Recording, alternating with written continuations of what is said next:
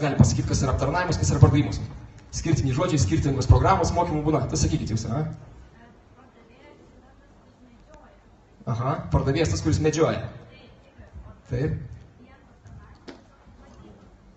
Kaip vadyba? Gerai, aš manau, kad apie tą patį šnekam. Reiškia, aš paprašiau, aptarnavimas tai kliento poreikių patenkinimas. Jeigu klientas skambina, kreipiasi, nežinau, atvažiuoja, išsako poreikius, tu turi, ko jam reikia, galbūt atsakai klausimus, ir aptarnauji. Ir patarpininkauji tarp prekės ir kliento. Tuo tarpu pardavimas tai yra procesas, kai tau reikia įtikinti klientą. Įtikinti.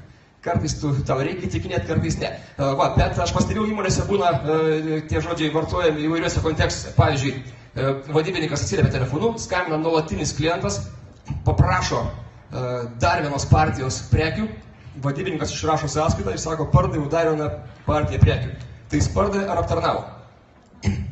Aptarnavo. Jeigu tais terminais šitiek tikėtis, jis aptarnavo, kas irgi yra gerai, bet mes kalbėsim apie pardavimą, kai reikia įtikinti.